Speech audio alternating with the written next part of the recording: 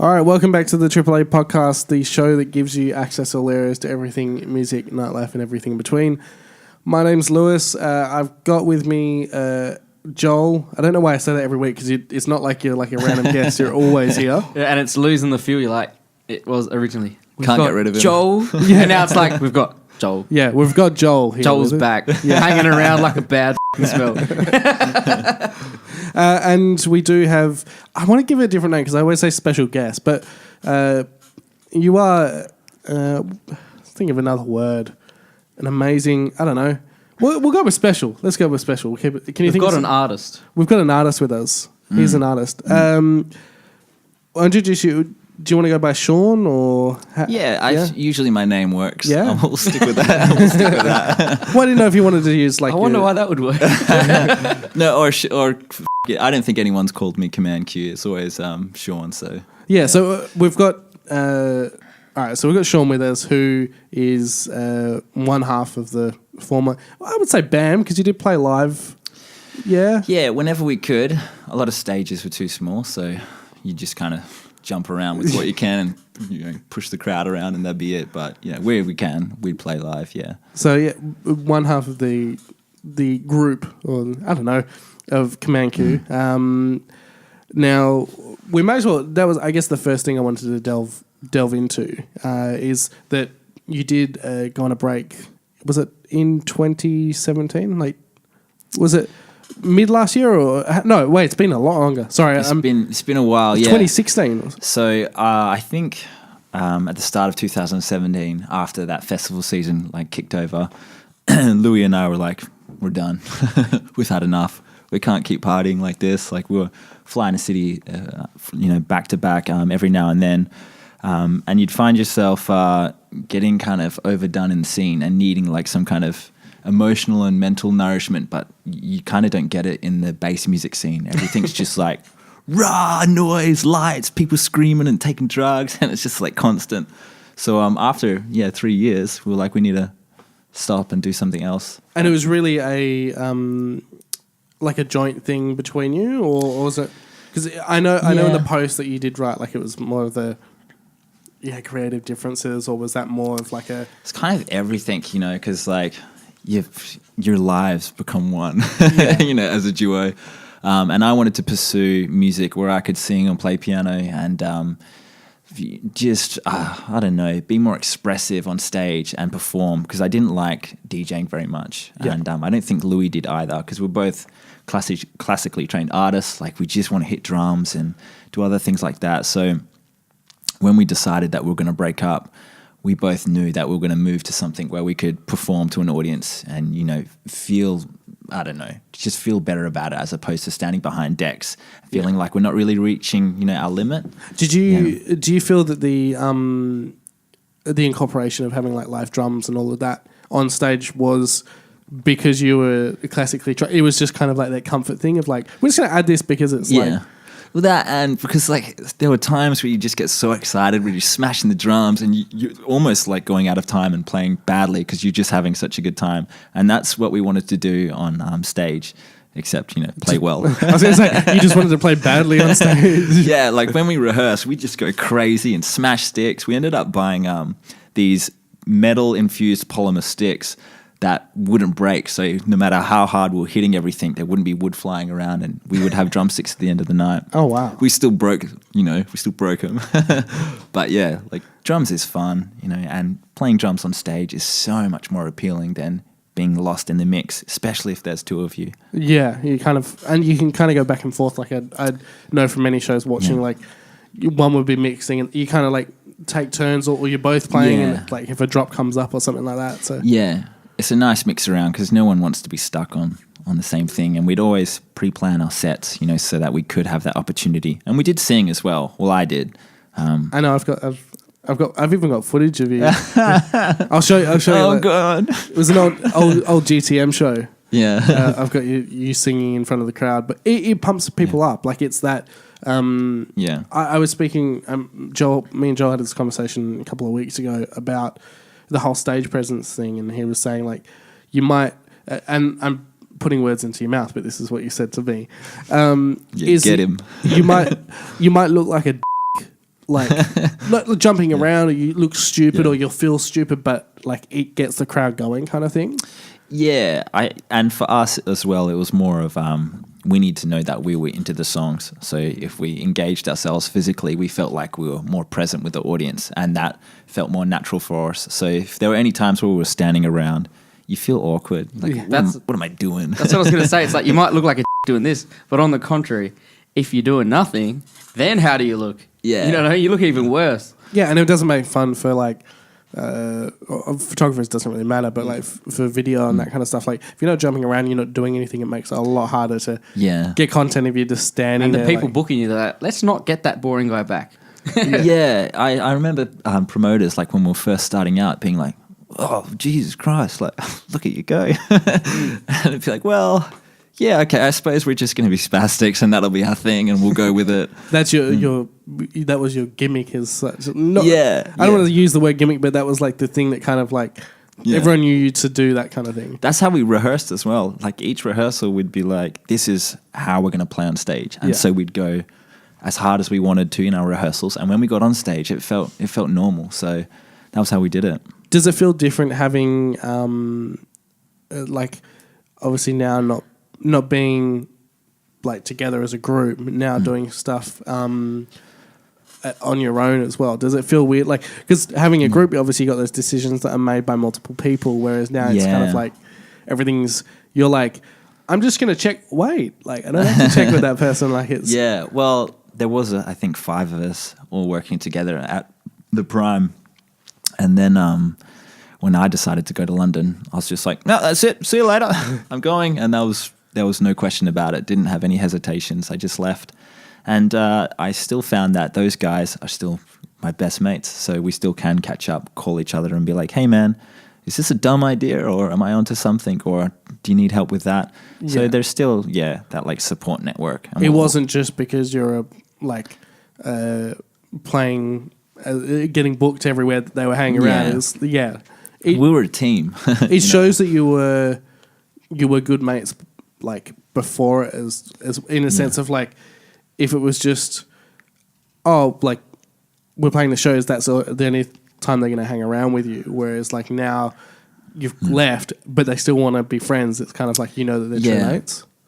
Yeah, it's interesting. Being our marketing guy and James, our manager, we didn't know them whatsoever. And when they came on Command Q, after a few weeks, you slowly become friends. And then after a few years, you're like, man, you are in my life forever. Like, you're good guys. I fucking like you. No matter what we do, you're going to be around. And I guess you spend so much time with them as well. Like, yeah. I mean, you have some long-winded phone calls, hey, especially about Facebook posts. Social media, God, man, that was the worst part about everything. Always passing things back and forth, like, will this work or will this work? And how do we reach people on Facebook? How's this going to get reached? Now, is that... Was it a lot of, like... Because obviously if you had to... Actually, a specific question with that last post that you made, or whoever in the team made, how many back and forths did that take before you... I think that was one of the easier ones because that was something that there wasn't any kind of gimmick or trick or anything to grab your attention. It was just honesty, and it was like in a huge contrast to everything else we posted. So that one was far easier than the rest.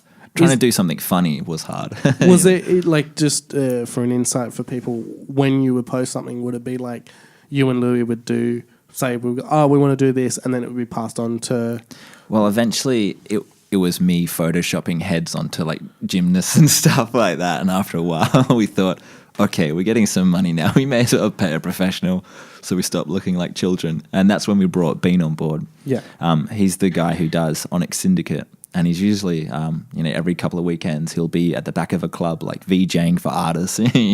This really tall skinny guy, good dude, but he took over our marketing, and everything he did, we'd oversee, and that would be it. He'd do all the imagery and like all the wording and stuff like that. Yeah, and that made life so much better. Yeah, you kind of switch away from that.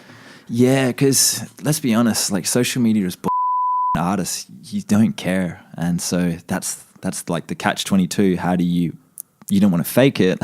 Yeah. So like, what do? You know, You kind of you want it to look like it's you in a sense, but at the same time you want to focus on the you don't have to look at like reach and like all that kind of stuff. Yeah, and you've got to decide like whether you want it to be a personality profile blog with your music as part of the content, or if you're just pushing like CD sales like most artists do. And you see like all the big artists, they have a photo shoot every week and they look amazing, and you're just like, I can't do it. Did you find that social media, like as an artist, and that you were doing these bigger shows and growing, did you find that put a lot of pressure on you guys? Yeah, definitely. Say if you're, because there were times where like we'd have low ticket sales for a gig, and there'd be clubs that would go under, and you'd be like the last string of hope, you know, or there'd be circumstances where there's a lot of pressure on the promoter or a club to have huge sales, and they're in a lot of financial strain. And it's at those times we found promoters were like, we need you to publish everything and get everything out. And there'd be like panic in their voices. And then as a team, you're like, how do we do that? And so you'd put your heads together and try and figure it out. But after a while, that only happened a few times, but I suppose after 1 or 2 years, we would ignore people or promoters who did that, because it was like it's their job to promote the gig. Like we're flying in from a different state. We don't know what's going on in your state, so it's not your responsibility. There is a responsibility, obviously, to advertise the show as like that you're playing it, but not to like push. There's no obligations. Yeah, like you obviously want to advertise that you're playing in a certain place, but you're not there to like. We'd rock up. You're not and the we'd promoter. Well, that's it. We'd rock up and we'd do like a radio show before a gig, and then we'd go to the gig. But we don't have the resources or the means necessary to actually promote to the locals in that town. Because we don't know who they are.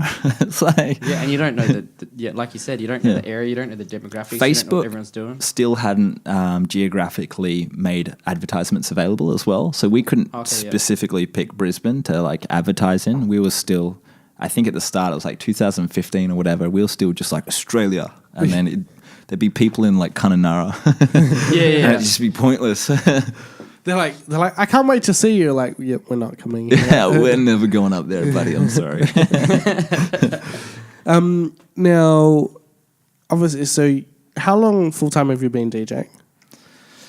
Oh, well, it was mostly... I use the term full time, like DJing, like everything involved with that. Like. Yeah, I think I started music production the moment I finished my degree. I was 20, and I was just like, well, that sucked. And I just dived straight into it. And that must have been 2010. And I just couldn't stop. I'd like sacrificed everything in my life, like time with friends. I'd stay in on the weekends and just write nonstop. And after a while, for some reason, I'm not sure how it happened, but people started coming to me to master their songs, or how do I get this to sound bigger? And then I started charging for it, and then Command Q started bubbling up as well. And I think maybe 5 years into it, everything just started to go really well, and I stopped working as much, stopped teaching. Yeah. And then Skrillex and Diplo picked up one of our tracks and put it on their label. And then all of a sudden, everyone was like, hey, can we book you? And things are great. We started getting good money for shows. It's amazing what happens quit my job completely, It's amazing what happens as soon as like someone like huge picks up your stuff. You're like, everyone's like, yeah, we weren't going to book you back then, but now. Yeah, well, I suppose there was a lot of exposure because they were playing it. They did a world tour, and they played the song second for the whole tour. And we were like, great, this is awesome. This is the best advertising we'd ever had. But it's that was like the one-shot pony. If you don't have something insane to back it up, we released an EP afterwards, which was quite rushed, and we rushed out a tour as well. And I think like it all went well in retrospect, but I think we should have just chilled out more and taken more time with our music. It could have gone. Yeah, I listened through to that EP, and I'm like, this is like has so many great ideas, and it's really reaching like into these experimental zones. I was like, that's not what people wanted. It's like they wanted like Disney trap, Marshmallow was popping off. They wanted stuff that they could just eat up real quick, and I get that. Like, it wasn't. Yeah, like to the producers, it might have been like very, like that experimental stuff. I find that like even for like the stuff that I do, you might produce an awesome movie technically, Yeah. and you're like, this is going to go off, and then you put it out, and it like gets like bugger all reach, or like not many people like it. Whereas you'll put out like an insane, a like really basic video, and people are like, what the hell? Like, this is amazing. I feel like that's with anything, like anything creative is like, you just, what you might think is like technically amazing, people don't appreciate. Things that are technically amazing generally appeal to people within your circle of creativeness. Like you said about the basicness, people who have no idea generally appeal to the more basic stuff. Yeah, they're relating to different parts of it. Yeah. That goes with music too. Have you some of the most basic stuff coming out now? Everyone's like, "Oh man, that's so good," and they'll be begging the DJ at the club to play it. Yeah. And then you hear some of this technical music, like even some of the most technical artists that have ever been around. Yeah, they're not the most recognized. No, and there's definitely artists in America who are and Europe who are producer famous. So there'll be a lot of other artists who are like, these guys know what's up. This guy can sit behind a computer and make some flippin' magic. Yeah. But every punter in the entire world will never have heard their name. You know, there's definitely that scene, which is kind of cool. It is, but that like I guess the most famous. In a sense that, like, for most famous producer, like, that is very technical. Like, you've got, like, people like Dylan Francis that can literally, like, create a track within, like, an hour. Like, he wrote one of the tracks of Panic at the Disco. And, like, he was, like, saying that Brendan Urie can, like, do this insane, like, falsetto singing and that. Yeah. But then Brendan was like, yeah, but, like, you can come over and within an hour have a track written out. Like, it's... Yeah. But that's, like, you have those people that... similar in the sense that they could do that, but they're not as famous. But you see a lot more coming out now. Like, there's a lot more singer-songwriters and that kind of stuff, or producers that are like, yeah, I'm sick of writing for other people. I'm sick of producing for other people. I'm going to start doing stuff for myself. Yeah, I'm starting to feel a bit like that as well. The glasses it's very seriously down, man. Like, this shit. No. Coming from a classical music background, and like you obviously appreciate classical music. I think you also appreciate classical music. I'm huge on classical music, especially after a gig or something. I put on 97.7. Classic FM. But I noticed with my sisters and other people that are used to dance music and like all the 4-on-4 stuff, they just can't listen to it. I don't understand what it is. I don't know if it's their brain. It takes a certain amount of, it's weird to say this, but it does take some kind of education to get used to or accustomed to all the soundscapes that are present in orchestral music. So, like, if you've spent your whole life listening to violas, violins, and tubas and euphoniums and all that kind of stuff, and someone plays a classical track, it's very easy to digest for you mentally because your ears are already familiar with everything. Yeah. But if you've never heard it before, or you just listen to Avicii every day and someone's like, here's Beethoven, you're going to hate it because it's going to be so foreign to you. And I think that plays a big aspect in why people don't listen to older music. Or they can't appreciate it as well. Yeah. Yeah, they haven't learnt that capacity to appreciate it to the extent of someone who's a seasoned listener. I think we found your job when you're like retired in Classic FM. This is Sean on Classic FM. It's just you got to breathe out and then it's that monotone. Like it's that very like. I can't remember what channel I was listening to. It was one of those like, it wasn't Classic FM, but it was one of those, and it was like, the lady was like, and coming up next is blah, blah, blah. And you're like... So soft. Yeah, and it's like, okay. And then it would start playing. It's like really loud. It's like you turn the volume up to listen to it, and then all of a sudden, dun, dun, dun, dun. Yeah, they don't level the music on Classic FM either, so it might sound really quiet, and then all of a sudden, the conductor's just like, BAM! Yeah, well, obviously, because they got... I can't remember the term, but where the... Dynamics. Yeah. They got the dynamics on the music. Yeah, because there's on Triple J and other radio stations, they have all these normalizers and levelers and other tech going on to make everything kind of sound in the same, like, let's restart that again. Take two. Take two. They make everything perceive the same way. So, like, something won't come on and feel way louder than something else. And with Classic FM, they don't do that because orchestral music needs to be dynamic. It needs to have volume spikes for it to actually work. Imagine all the horror films that you've ever been to, and there's like some classic or romantic era piece where it's some crazy guys just playing some atonal crap on the piano, or like it just, yeah. When you watch a horror film, listen out for the orchestral music because it's there in like almost all of them. Yeah, if it was the same level, it wouldn't. It wouldn't work. Yeah, It'd suck. Yeah. Now, speaking about like classical and all that stuff, because you are classically trained, and I've forgotten all of it though. It's all gone, man. But before you were doing DJing, you were teaching. So, and I don't think a lot of people don't know or know that well that you were teaching and then you left teaching to DJ. Yeah. I was teaching as a peripatetic teacher, which meant I moved to school to fill in where kids weren't able to receive a music education. And I was doing percussion, and for a couple of years, that was pretty good, 3 days a week, any more, and I'd kind of be like, I hate these kids. But 3 days a week was the magic number. And then eventually... You're like, I f***ing hate kids. I'm sick of this little bastard, man. I'm going to... No, but after a while, I picked up a really good gig at Helena College, which is a ridiculously good private school. Not in like it's expensive and they have like opulent curtains hanging off the walls, in a sense that it's just run really well and everyone knows what's up.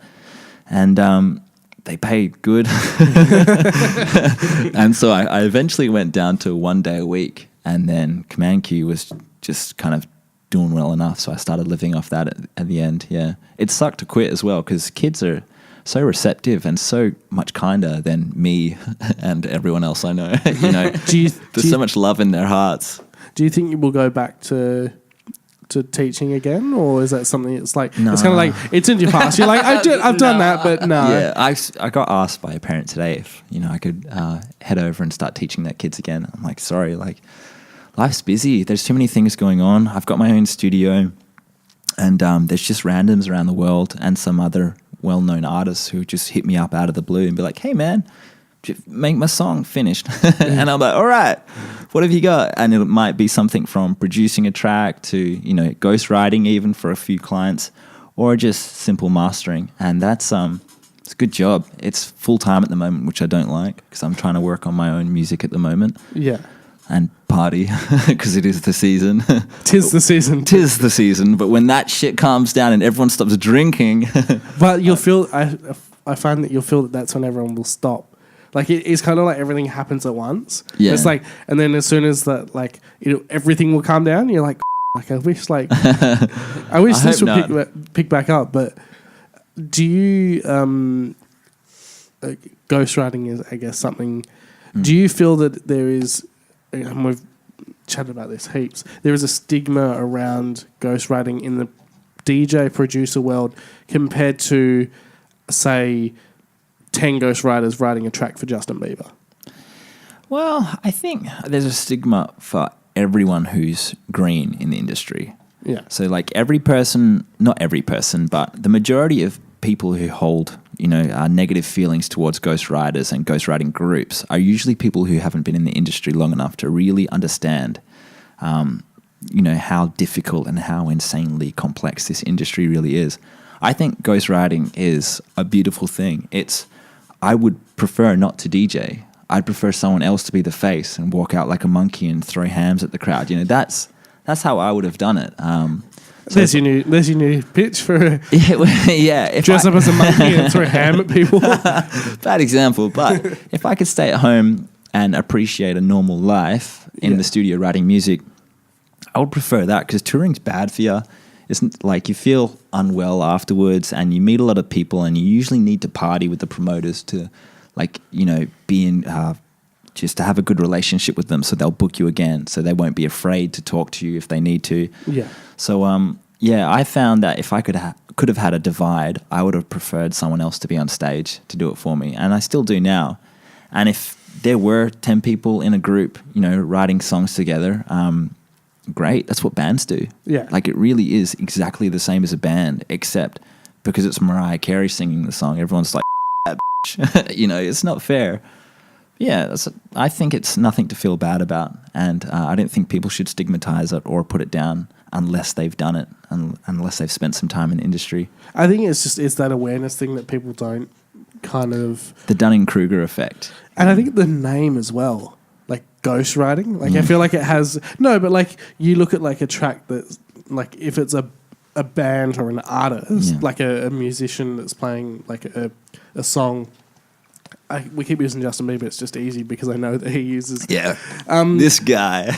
but you know what I mean? Like it's not. He doesn't have 6 ghostwriters. He has 6 writers or 6 people that are like he has Pooh Bear. That helps like write all this stuff as well. But it's kind of like I don't know if it's there's a different feeling to it. Whereas like in the DJ world, it's kind of like you've got to ghostwrite it. Like I think there's what I've found with some artists in Australia. I found that there's a lot more wank. Not a lot more. Some people just have a lot of wank to them. You know, they're like, oh yeah, I'm so great. Yeah. And a lot of people are like, well, you didn't even write your own shit, man. Like, calm down. And so there's definitely that. There's definitely been artists who I've just thought that, you know what, I think what you have achieved isn't really tangible or doesn't really mean anything to anyone. Yet you're like almost reaching superstardom. Yeah. And sometimes you do get that feeling and it does kind of make you want to resent them, I suppose. But then on the flip side of that, doesn't that make you an accomplice or like it doesn't like the people that you might be writing for? Yeah. They might have that same persona or whatever it is. Yeah, well, I hope not, you know. And there was one artist that I had written for who spoke with excessive confidence, almost arrogance, and some might call him a yeah. It kind of meant that when he spoke about his music, he talked about himself as if he was the king, whereas I was doing 90% of the track. You're kind of like sitting in the background, like, man, you didn't make any of this. Like, like I don't mind if people are like, oh, these are my songs, because it is his music. He came to me in terms of a collaboration and was like, I want to finish these songs, and they weren't songs, and we made something, and so he should be able to say, these are my tracks, and this is what I'm representing. I'm going to go out and perform them because this is me and this is my brand. And that's perfectly acceptable, but if you're a dick about it, it's really easy to dislike that person, you know, because you need to have humility if you're not doing all the work and you're relying on others to complete who you are as an artist. Would you reject someone or not work with someone because of who, like, if someone comes across as like a to, would you, like, even if they were like, we're going to pay you like $500,000 to write like 10 songs, I'd probably sell that if it was that much. Everyone's been so great. It's like it's a awesome feeling. Someone comes into the studio and they're like, "Oh, this is your place," and it's like, "Yeah, let's get into it." And all of a sudden, there's this energy in the room, and you're really like excited to work on someone's project. And so, usually, it's a really positive, healthy experience, and the person usually walks away being like, "Oh, so that's kind of what producing and stuff is," because they usually think of Skrillex on a laptop when they think of producing, not like the engineer in the studio who's helping you write lyrics or, rewrite that guitar riff in the bridge, So, oh, and that's because I recently watched the Avicii thing. I brought this up last time as well. But he, like, when he was in the studio, he would have like this person, like very famous, like people like Nile Rodgers, and like a few others. Obviously Chris Martin as well, that he's written with. Like people think that it's literally that laptop, and obviously there's a laptop there, but is that like you've got that that added kind of. They're using real instruments, like they're recording. He would. All right, I'm going to use like this this drum beat. But then they would record like a real guitar riff or a real like bass line. It makes such a huge difference as well. Like I recorded all my last music for my last album with Eskimo, one of the members of Eskimo Joe, named Joel, who lives in Melbourne. And I flew over and I was like, "Hey man, I need you to record these vocals and like workshop all the lyrics with me. I've just produced them and it took freaking forever. Like this is too much for one person to do." And he was like, "Sure, man, this is what I do." I walked into his, his studio, and would sit down on the guitar and the piano and just sing along like really organically. And it's a good process. Like there's something about getting into the contours of the song, the way the song moves as like in a linear sense. If you're on a laptop, you're just like, all right, like sections, one after the other. But if you're playing an instrument, the whole thing is a little bit of a story, and it comes out in your personality when you're really playing an instrument. It's a good time. With the ghostwriting and all the rest, have you ever found that you worked with an artist, or you kind of sold off a track or elements of to make a track, and they just because of who they were or their marketing or just their presence, they managed to take what you could have released as an individual, and they took it a lot further than what you actually would have done with that? I don't know. I don't think so. It's hard to say. I'd say like 99% of the people writing and releasing music aren't doing so well. There's a huge area of artists who are struggling to break through and make a dent and to have like a continuous fan base from state to state. Like we're in a huge country. It's very hard to have people waiting to see you in each state. So I don't think there's been any tracks that I've been a part of which have, like strictly in a ghostwriting sense, that have snowballed out of control. It would be nice, but that kind of stuff is quite rare, which is unfortunate. Yeah, because like what you were saying with Justin Bieber and all that, having these huge teams, that's just an example. Like he said, Mariah Carey, like these people, something you might have found mediocre that you've produced, they could probably take it just because of the name base and slap their flavour over the top of it, and then all of a sudden it's a big deal. They're automatically gonna just because of where they are now. Well, that's like when you had actually a Justin Bieber thing, like when Despacito came out. Despacito. And so it was released, and he literally learnt, like, because he was like, his team was like, oh, Justin wants to like put his touch on it or remix the song, and like Louis Fonsi was like, sure, like, but they were just expecting. I'm not gonna say no, but they were just expecting him to kind of like just like a couple of words in Spanish. But he literally learnt the entire thing like completely in Spanish, and then redid it and like got it back within like, I think it was like they sent it out, and then within like 24 hours or 48 hours, he had it back to them with like the completed like. Man, it's like recording takes time as well. Like if I'm workshopping a song, it takes me to sing that song like a full day of recording, and by the end you're like, whoop. By then you're like, oh man, I'm just so dead. So yeah, it isn't like you just walk in and your voice is perfect and you nail all the parts. Like you have to. What do you mean? Yeah. You gotta, what are you talking about? You gotta re-sing some parts like 30 times, and then you kind of lose your mind a little bit. And the engineer might be like, all right, man, just shut up and take a break. We'll come back. Yeah, and it's different because it's like it sounds a lot different to like. When you're singing it compared to when it comes out as a recording, it might sound like you're like, this sounds totally different, but like you got to work with the proximity of the microphone as well, like depending on how breathy you want your voice to sound and all these other like little bits.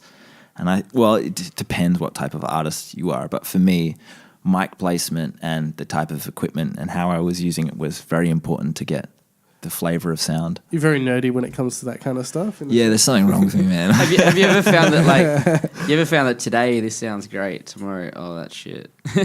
There's some times where I'm like finishing up a client song. There's been, I think, a couple of times where we've both been like, yeah, it's pretty good, done all right. And then we've walked in the next day and been like, but thankfully that hasn't happened very much. I think it's only maybe happened once or twice. And with your own songs, if you're singing yourself, it's very easy to get carried away and emotionally ingrained in what you're doing. And so by the time you're like finished with it, you're emotionally exhausted, you go to bed, you wake up and you listen to it the next day and you're like, who the is that guy? What's going on? Now, because you're obviously anyone that listening, you can pick up, you have a slight accent. It's very interesting, very interesting accent. So taking a step back, so after you left ʟɪsᴛᴇ, and then you were like, I'm going to London. So you spent how long there? It's about just over 13 months, I think. Yeah. Okay, so it was a bit over a year. Yeah. And was that doing a lot more of that kind of producing, ghostwriting, that kind of stuff? Or I'd linked in with some labels, some majors. Yeah. And at the time I was like, this could be the one. Like, bro, I've got to go. I don't care about what's happening here. I'm just going to go and see if I can find more in life.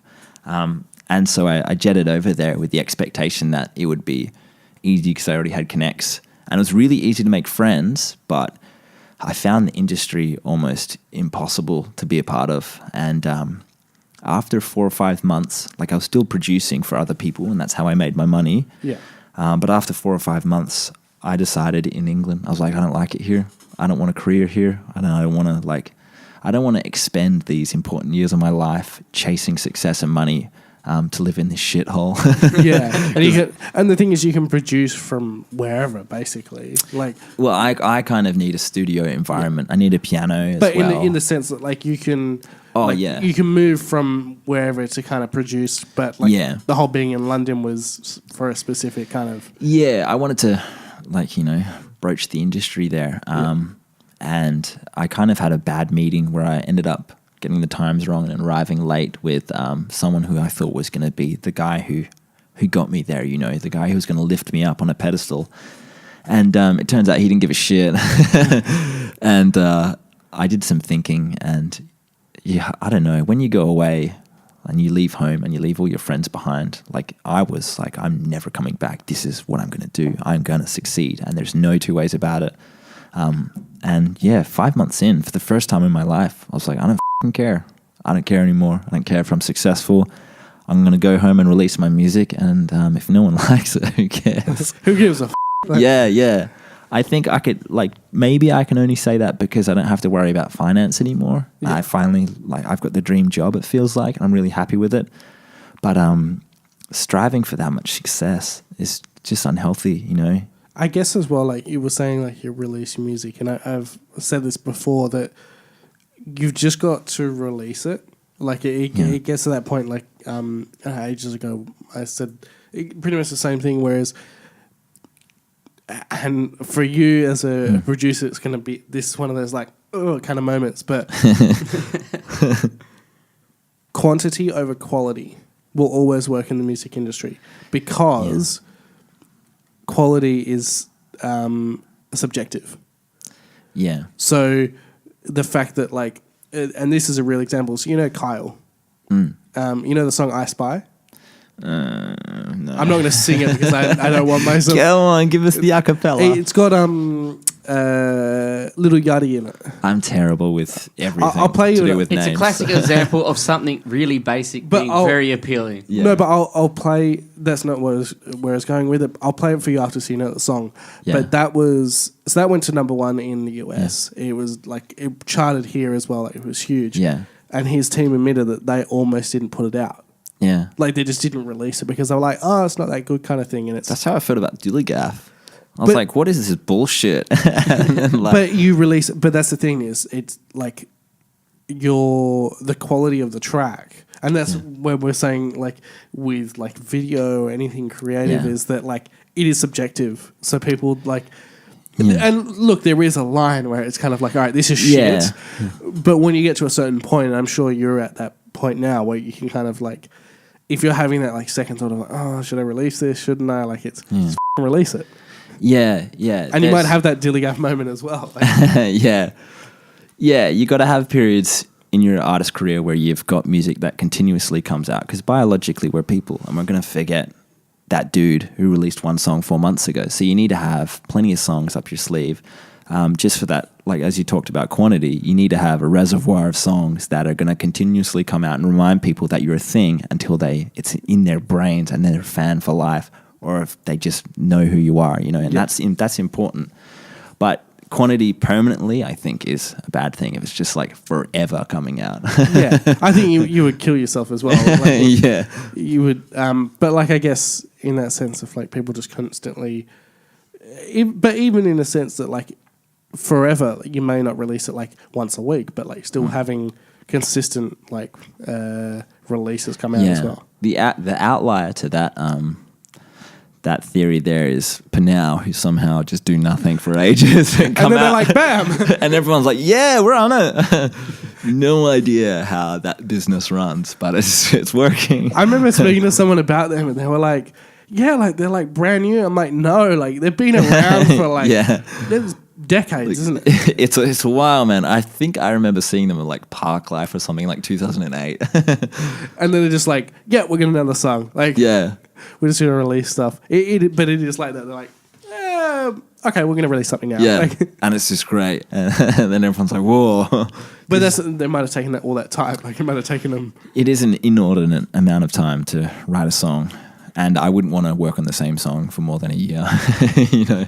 So they've probably got heaps of songs that they just don't like. Or the label's like, no, we're not releasing it. Who knows? There's so many factors that get involved when you're that big. When you release it, and they're like, the label's like, no, we're not going to release this. Or it'll be, yeah, we're going to sign this and release it in next year. Like, in a year's time. Now you've got to wait like 15 months for this track to come out, kind of thing. And that's a big thing. A lot of labels don't even release music of artists. They'll take an artist and they'll be like, all right, you could be good. We're going to put you on the shelf right here. And until you do something good, we're not going to release any of your shit. And so like a lot of artists who get picked up by some of the like the major subsidiaries in Australia actually get stuck. And they're like, we can't release music and we can't please the labels. So it's game over for us. And they end up kind of giving up, which is sad. They can't really do anything. They're kind of stuck. Yeah, they're in limbo. And maybe that means that their music isn't good enough, or maybe that means that someone's kind of exploiting them just in case that opportunity comes. Because it's very easy for a major label to come in and be like, hey, we're gorgeous and big and we have big wallets. Like, this is your big break. And everyone's like, oh, I'll sign away, like instantly, you know? Yeah. And they don't read everything. And it's crazy, like, if you read through it, like, royalties as well, like, it's, you've got, like, 100%, but then that 100% is 50, but then that 50% turns into another 100%, and it's like, it's consistently down the line, like, you just don't realize that kind of stuff. It's not like, oh, you sold, like, 1 million sales. Yeah, you don't get all of that money. Yeah. Like, it's... iTunes take 50% of everything they make, which is absurd. Is it? 50%? Yeah. They're holding, what is it, like 6 megabytes of data in an MFIT file or an MP3. And then they might, if they sell 1 million, then they get, you know, if it's $2 per track, they get $1 million for doing nothing. Yeah. I feel like you have a real vendetta against. Oh, there's just iTunes. There's some companies who help drive the music industry into low profit, you know. But then you've got, like, I guess Spotify signing that, like, the artist deals as well, like being directly signing artists as well, which is they're still a massive company, but it's a step forward. Yeah. I don't have much to say about Spotify because it's just it's constantly changing. It's like this evolving beast. So hopefully they're good to artists in the future. Yeah, because that's what everyone's looking to now. It's like Facebook is kind of dead in the water for us. Like, where do we go to now? And it's like Instagram and Spotify seem to be the big ones. Yeah, SoundCloud's. Yeah, SoundCloud's kind of the potato farm's kind of going down a bit. Poor guys, and they've lowered the bit rate. To 128 kilobits per second, which as an engineer, I can't stand it. Like, I go on and someone sends me a link on SoundCloud and like, hey man, can you check my master? And I'm like, no, what is this freaking garbage, man? Upload it to a real website that uses like proper quality. But you're like this like nice, calm young man, and then someone sends you like 128 kilobit, and you're like, no, I'll kill you, kill everyone. I'm sick of this shit. I have like a full mental breakdown. Like, but it's like it's for real. Like, this is your product. If you send that to a label, they might hear something that sounds like slightly subpar, and they won't know what it is. They'll just hear something that sounds like the higher frequencies are a bit obscured, but they don't know that like it's SoundCloud. And the artist might be like, yeah, great, but you want to give yourself the best shot. So if you're demoing your stuff, don't use SoundCloud, guys. Yeah, that's the tip for today. Yeah. When you were talking before, you're like, I would never spend a year on a track. Just for just for some people that are interested in kind of your production process. How long do you normally spend on a track before you're like, this is shit, I'm going to disregard this? Well, I seem to be one of those people who's lucky enough to have unlimited ideas. So like, there's never a writer's block, which is kind of a curse because when I'm writing a song, I might write 10 songs within that song, and it just turns into this giant beast, and then it's I guess the flip side of that, to add on to his question, is how many songs do you have that are unwritten? It's probably a couple of hundred, but say the 10 songs that I just finished for, I'd say album. I'm not releasing an album, but the 10 songs that I've just finished. Project. Yeah, that project. I say half of the songs probably were in the process for 4 years. Oh, wow. So I'd write the song and I'd be like, oh, this sucks. And then like a couple of years later, I'd write something else and then blend them together and be like, whoa, my God, this is like the Power Ranger fusion, you know?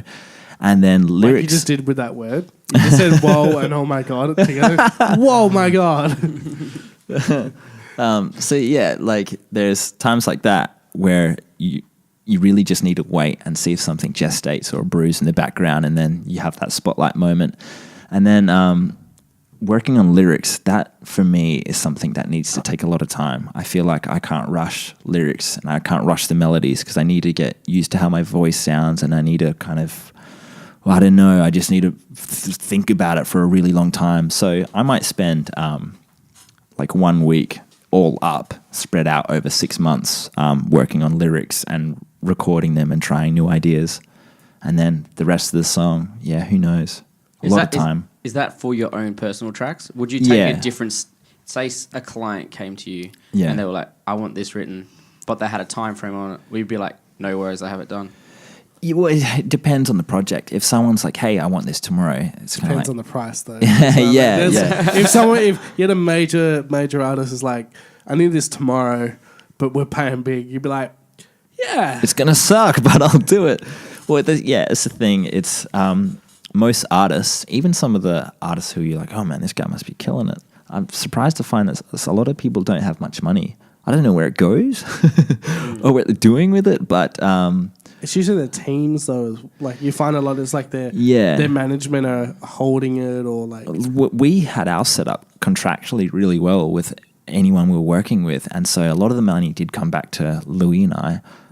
But we do know that some other artists have some horror stories, and well, not some other artists, a lot of artists we've met have spent time in court where they've spent a lot of their money, or haven't been able to correctly read their contracts with a lawyer or someone like that and been duped. Like there's a lot of those cases, especially in America. Like royalties and masters and that kind of stuff. Yeah. When we spent time in America, I had a lot of friends talking about that kind of stuff. Here in Australia, I think it's better though. I think there's a lot more bigwigs, should we say, in the US. Like in regards to like the major labels are all like, and there's a lot more people that are kind of like, if they're like, oh, we want to sign you, they'll kind of like not read anything, or they're no, in a sense of like, oh, sign here kind of thing, and that's it. But there's that degree of trust as well, though. Yeah. Like some of the stories I heard were because the manager or someone else in the team betrayed their trust, and like if I couldn't imagine if one of the people in my team somehow turned around and took advantage of me because I trusted them, I'd be heartbroken. But there's a lot of people in the US where I found that's happened, and it's like when you're there, everyone's like hustle and bustle and you got to get that gig, got to get this, and it's like it's toxic and weird.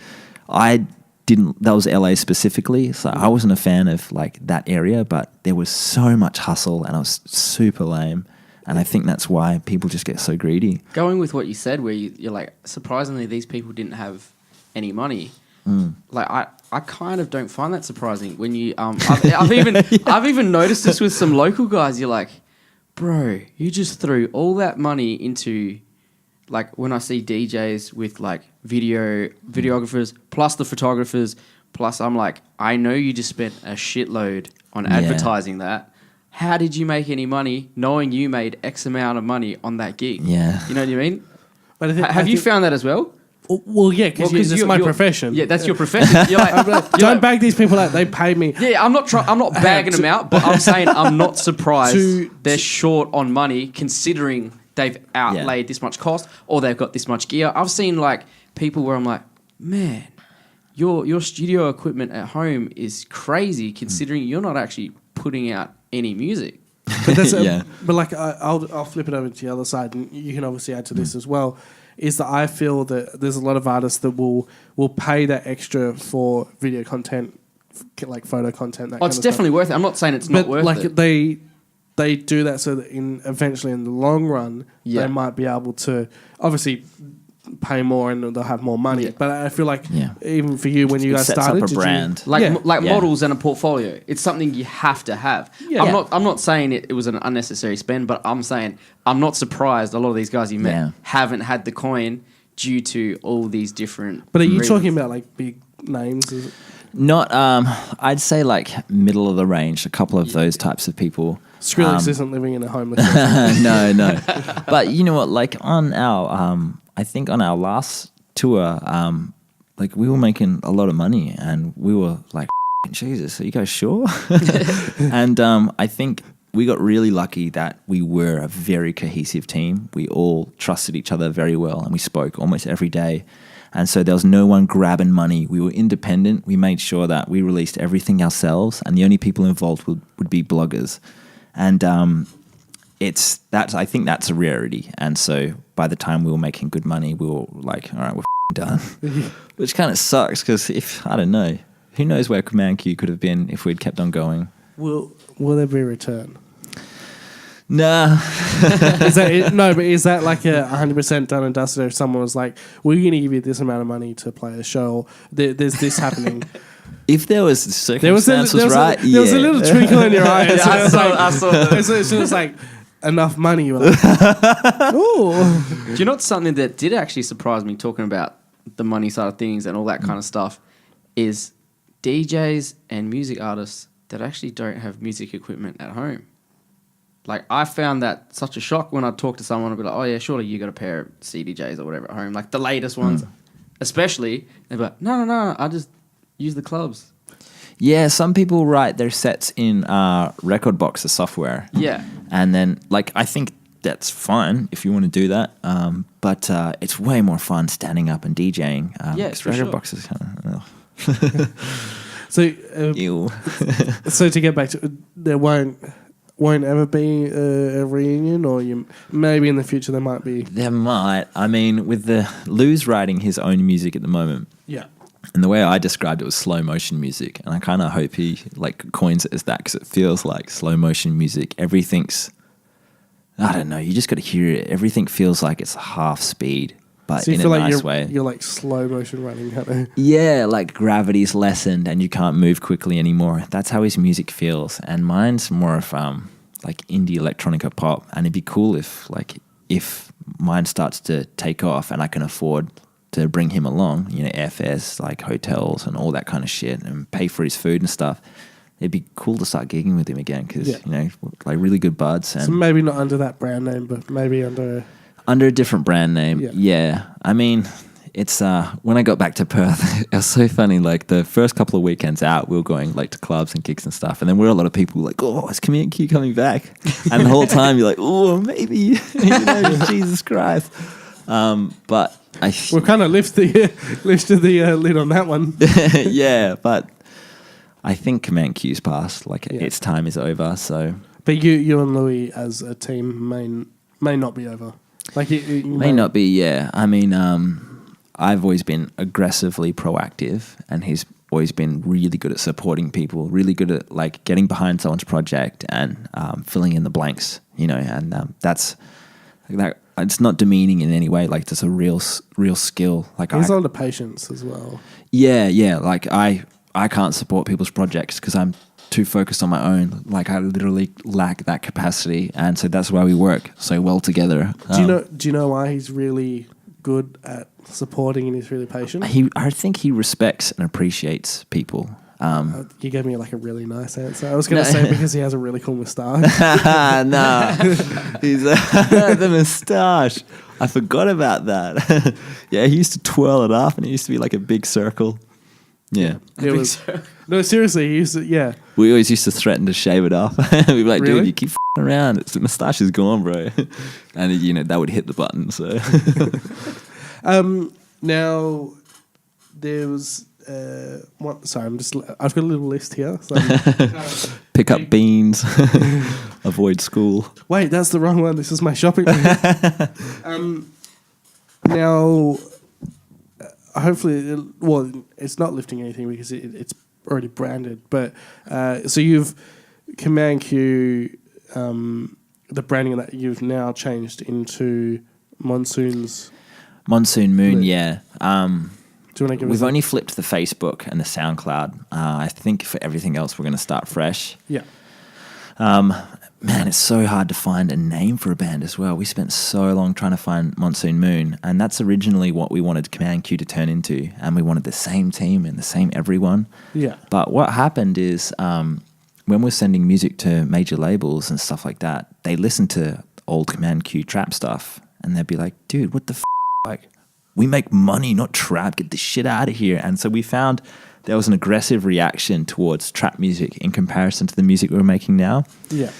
So I kind of had to delete almost everything from online to try and make it work. You know? Yeah, it sucked how much it was like of an just impact like that. the old branding had on the new stuff we're writing. We're like, can't we change? And no, you can't. Maybe if you're already really famous, but we couldn't find a way to do it without causing problems. And so, we've flipped all the content. So all the imagery and everything else like that is just me now, and it's kind of just a solo act as Monsoon Moon. Yeah. So what is specifically, what is it? Like, are you, or can you not really? I could talk about it. I kind of want to walk on stage, and I want to have my piano, my vocal mic or a couple of vocal mics, and a couple of drums. Yeah. And I want to, either play a backing track or try and do it all live, which is so hard being a whole band at once. So I'll probably have a backing track. Yeah. And I want that to be my show where I can perform to a crowd. I want to perform to small crowds too, like people of like 20 people in a room. Like that kind of stuff is nice, like intimate settings where you can kind of communicate or express yourself much more intimately than you would in a room full of, 500 people or 1,000 people or a festival or whatever. And I want the music to move people emotionally when they're at home, as opposed to make people want to dance. Like, I don't want people to dance to this stuff. I don't want them to be like f***ing trap arms and shit like that. And it's more of a thinking, like it's... Yeah, I want them to put it at home when they've just gotten back from work or driving the car. Like, I want it to be something that they can enjoy in their own time. Have you got some sexy tracks? No, not kind of sexy. It's actually it's really refreshing, like hearing you talk about that, like the way you want your product to kind of go out, where a lot of people are like, I'm just going to hit them with this, and like you said, some of your old stuff might have been like that, but you kind of want to give it to the listeners, like you said, might have a little bit more musical education or something. Yeah, you want them to listen to that music, and you want to see that they're enjoying it on a level that, I don't know, that's bigger than just, all right, seen it, gone. I want them to listen to my songs and absorb the lyrics and think about it and have a good time, basically. And I think unless I'm doing exactly what I want with it and, taking my music to the places that I want it to go without reservation, I think that it'll happen at that stage. But if I'm kind of, I don't know, tailoring my sound or changing the lyrics and stuff that I use to be more commercially available to people, I think that's where the people I want to come to my shows won't come to my shows. I don't want everyone to come. I want the people who like my stuff, Do you think, though, that because you've had that experience of playing festivals, touring, all that kind of stuff, that's removed from this? Like, this project is more about something you want to do. You're not like...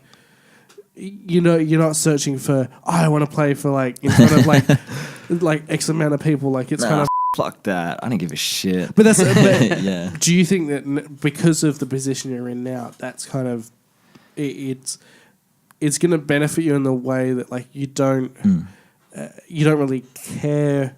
You do care about your music, but you don't care as much about like the whole fame of it. It's more just And that could be, who knows, that in the future that might be to my detriment. That'll be something that I can't really foresee or understand at the moment. But I'm hoping that it means that I'm spiritually and emotionally rewarded for doing this work, as opposed to being like stressed out and, you know, thinking that I need to get more content out constantly and being like, oh, this is coming up soon, so I got to get this out. You know, that might happen with this project, but it just feels so much more right to not care how successful it is. I feel like you're so much more relaxed. Like we bumped in, as we're saying off camera, like a few times at shows, and like it's very, even you were saying about like festivals, very busy and hectic. Yeah. You seem a lot more relaxed. You seem a lot more like calm. And we're saying we recently talked to Mishti as well, and she does yoga. Have you done yoga before? This is just I've done plenty of yoga. You actually strike me as a yoga guy. I work out every day as well. I find, not every day, but maybe 5 times a week. If I don't vent or, you know, exude like enough physical energy with my body, I can't sleep at night. Like this just ticks over, and I find like I need to sedate myself with physical activity. I got bored of yoga, and so I'm now doing the gym thing. Would you? We need to, apparently. Joel said that we need to do yoga. You should come along. We'll do like a whole thing of like everyone doing yoga. All right, but what level of yoga? Well, if you guys are going to be hanging off ceilings and shit, I'm out. All right, look, we've never done yoga. Oh, right. We're below beginner level. Yeah, and and Misha was like, yeah, so it's a 75-minute thing. Or a 90-minute. And I'm like, how about the 45 minutes? And we were like, what? Like, what'd you say? Yeah, that's a long time to do anything. It's a long time to like bend and flex. And, yeah. And apparently it's hot yoga as well. It's like 38 degrees. Oh. In a steam room, or is someone's house just not ventilated? When she said hot yoga, my perception of hot yoga... Just everyone's naked. No, I didn't think naked, but I thought hot might be sexy yoga. You know, like... All us like, guys. Hot yoga. I was like... And Joel's like, where do I sign up? I was like, what do you mean? Take all my money. Well, if we ever do yoga, we'll hit you up and see if you want to. Yeah, hit me up. I'll come down. Have you guys ever tried the deprivation tanks, the sensory deprivation tanks? There's a couple in Perth, and you head on and you book your session. Some like karma dude will walk up and be like, "Hey man, what's up? You here for your session today?" Yes. Get me in that tank. And so you get in the tank, and you close the lid on yourself. You're kind of naked. You've showered, so like you're clean, and you're floating in this salt enriched water, and there's no sound. You can't feel or hear anything. And because the water's the same temperature as your skin, you end up not being able to sense it either. So you're kind of floating in space, and it's really freaking nice. Like, this seems a lot more to our. When you just like said it, I was just like, my mind was just going like, whoa. Just like listening to it, I was like, fuck. It's like an hour long. Sounds a lot more easier than yoga. It's so much easier. You can just sleep in there. If you get the salt in your eye, though, it is going to be a bad time. It is salty. But you walk out, you finish your session, and all of a sudden you feel like the Zen king, like you're going to bestow wisdom on everyone. And that same guy walks out, and he's like, "Hey, man, how'd you go?" And he's got his like cup of tea. "Sit down, talk about your session." And, you know, you'll sit down and have a tea with the guy who runs the place. And it's mine was a really good experience. I always actually see these advertised. Yeah, we'll do yoga and one of these. Oh, 2 in 1. We might turn into like fucking fourth dimension beings by that point. We'll be like hella flexible and then just like super calm. Yeah, drowning face first. Now we're almost at the end. So we've got one last thing. You brought us some presents. I did, but hang on. Before we get to that, I always like to check with Joel because he gets a bit angry if I don't let him talk. So do you have anything else you'd like to say, Joel? Any other questions that you'd like to add? This is my usual kind of anything. wrap-up question. If you could go back in time, or you could just give someone the advice that you would have wanted when you were kind of at that starting point, what can you bestow upon everybody? What can you bestow upon us? Yeah. Well, this one is hard because talking about Zen, what can I you think bestow? it's like very circumstantial at where you are in your life, like to what advice is appropriate. I think the whole time, if you eat. Yeah, we want your personal. For me, that whole time getting started, I was just like, I wish I knew what to do, and the whole time I was trying to figure it out. And I think if there was something I could say, it would be that I didn't really figure out what to do until I found the right people to be in my life. You can't do it on your own. Like, it is just so hard.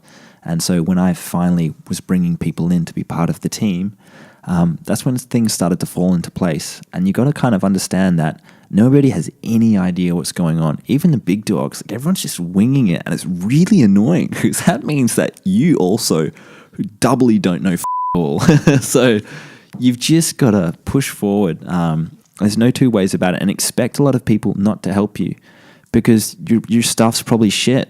Like, let's be honest, you're starting out, you're not going to be releasing great tracks, and you got to be comfortable with that. And so what's Sean's advice? Your stuff shit, no one's going to work with you. Find a team, find people who will work with you, and then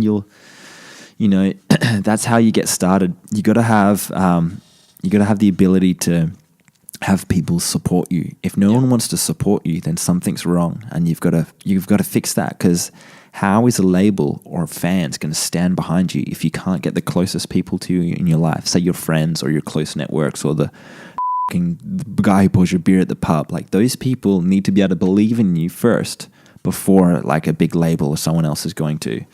So start small and build up that way. Start small, work your way up. That actually, when you said that about the people close to you need to believe in what you do, I don't know if you feel the same way, but someone mentioned it recently. They're like, sometimes your mates that you grew up with and then you go into music or something different, they just don't give a fucking shit. Yeah. You know what I mean? Yeah. So they're kind of like the worst people in that sense. Yeah. And I found our biggest supporters were people who'd met us in person and were like, we had a good time tonight, and then we'd had drinks with them. And so there were like a couple of people in each state who would rock up wearing our shirts every time, who were like avid. And we were like, this is cool. And they'd be like every single show, no matter what. And I think it's because we took the time at every gig, no matter what, no matter how tired we were, just to speak to people and to acknowledge them and to just be like, hey, we know you're here and it's important to us. So thank you. And people understand that, and they'll respect that, and they'll want to come back to feel that reward of being needed. Yeah. I think it is, you need those people, like those hardcore fans, but you also need those people like, not fans, but like people within your inner circle that say no. You need those people you that need like, honesty. Yeah, you don't want to have like everything you release. They're like, yeah, like this is good. You need that one person that's like, no, this is actually. Yeah, I got probably quite a lot of people now who like come to me for the real cut advice. Yeah, like you have that like friendship ending like honesty. It's kind of like, you can ask for my opinion, but like I'm gonna give you like what it's really like. There was one guy, he brought a song in and it was garbage. And well, to me it was garbage. This is obviously subjective. And he's like, so what do you think? And I was like, start again. He's like, what do you mean? I was like, it's pointless. Just do another track. And he was like, whoa. I was like, I'm sorry, man. Like it is not good. But you respect those. I think like some people don't take it kindly, but like I respect it. Like if someone came on and was like this is shit, I'd be like, okay. A, how do you fix it? Or B, well, just having someone that's like, no, like you're like, wait, like I've always had yes, and then you have that one person that's like, that says no, you're like, okay, like you're actually getting that honest opinion. And so sometimes it's hard to find someone who can articulate that no. So like yeah. So when you're growing up and you're starting, like your friends don't know how to they don't know how to speak. They don't know how to communicate their feelings and ideas about what they just heard. So they might just be like, oh, it was boring. And you're like, what does that mean? Like, how do I translate boring into the fucking 40 tracks that are all accumulated together to create this one synchronous song? Like, and so change the hi-hat. Yeah. So there's some friends who are just bad at giving advice, and then there's some other people who are like, this is where it's missing, and this is where it feels good, and this is why I didn't like it as a whole, and they can articulate and express that, and those are the people you should value. You know, don't take too much of their time because they'll start ignoring you. But I feel like that was a personal thing. James. The one person. No, I feel like I was I was always the person giving advice because I have never asked anyone for advice for anything. My own personal flaw, I suppose. But I felt like I gave a lot of advice in my time. Oh, well, look, we'll get to what you brought in for us today. In your lovely Woolies bag, I love how you've Mate, saving the planet. I brought two things. First of all, I didn't know this was in my car, actually. I also work on theatre productions. Oh, Believe it or not. Yeah. I'll let you read this out. This is one that's happening, I think, on January 27th, which maybe? So would I read it on this bit first? I'm not sure. I haven't read it yet. I've got 50 in my car. But no, I'm working with a group of young actors, and there's going to be... I'm going to be scoring the music. There's, I think, 3 people acting. There's production, lights and stuff, and it's at the State Theatre Centre. When Fringe Festival's on, it's called... Cotton Wool Kid, yeah. So it's, I'll just read it out. So Summer Nights and Cutting Room Floor Theatre presents, so Cotton Wool Kid. It's written and directed by Zoe Hollyoake. I hope that was her name. A love story that spans years in seconds. So it's the 25th, 26th of January, and then the 29th of January to the 2nd of Feb. It's funny how they described it as a love story because it is like jarring. It is really intense. And I think they're still obviously in the process of making it because it's not for another couple of weeks. Yeah. But I think it's going to be a really intense theatre production that makes people cry. Is that one as well that you're working on, or is that... Because I like the name of that. Decaf. Yeah. Yeah, I think that's one of the brands. I think 2 years ago I worked on a decaf production as well. And with musical theatre, there's no rules. You just make sound that like accompanies the stage. And so you can like fart in the fucking microphone and that's fine as long as it works. There's no like structures or rules. I wouldn't put it past me. I can't remember doing it. You know what? Actually, no. My microphones are too nice for farting on. So are you doing this one as well, or? Yeah, that's... Is that a different one? That's the company that sponsors it for the decaf. I think they're going to hate me if they hear this, but I think decaf is like the umbrella under Fringe. So there's Fringe, and then one of the companies working for it is decaf. And then the line of theatres that's in it is called Summer Nights, and then this is one of the things in Summer Nights. What a name for a company. You know what? They should have just made that easy. This isn't even my fault. They should fix that flyer. Yeah, well, Cotton Wool Kid, that's what we're... Cotton Wool Kid. That's what we're here to... And I also brought... These are treasured memorabilia. There was a 5-cent piece in there as well. Now, they've both been sweated in so much. This is the original Command Q shirt, worn by me. And then this is Louis' one. And... why did he have a hood? I was a gangster, I don't know. But it was like these are very precious to us, and we have a lot of memories in them. We have 2 each. And I thought you guys could pick one and go with that. There's been so much sweat. See how like that's faded? Yeah. That is like literally acid pouring out of my skin from 3 years of shows. Well, I reckon... Do you reckon... Well, if we get this one... That looks like it's got the most mileage. Yeah, and it's white as well. So it's staying in a good place. We're going to... Yeah. Oh, wow. I thought that was the inside. Yeah, I see what you mean. It's got some mileage. It's definitely got some mileage. Yeah, these took a long time to make as well. The seamstress who was working on them did so many different edits. And by the end of it, we were like, man, we're never doing a T-shirt line. But we did. And it's also very hard and very expensive. Do you mind if we have this? I would love you guys to have that and cherish it and maybe smell it every now and then for inspiration. and look, if you want to come in and say hi to it, you're more than welcome to. If I could just get one last goodbye. Oh, my God. Do you want to just hug it? It's been such a good time. Yeah, I saw this in my cupboard and I was like, maybe they'll want it. And then I was like, oh, but it's my baby, you know. We spent our life together. This was my career. But yeah, I've got one more. Well, we'll get it framed up and you can, you can come and visit it every now and then. well, look, thank you for joining us. Thank you for coming in. Yeah. Thanks for having us, guys. So thank you for watching the AAA podcast, the show that gives you access to all areas to everything music, nightlife, and everything in between. If you want to watch more videos, click up here. If you want to subscribe, click up here. Other than that, just watch out for our next video in 2 weeks' time. Cheers.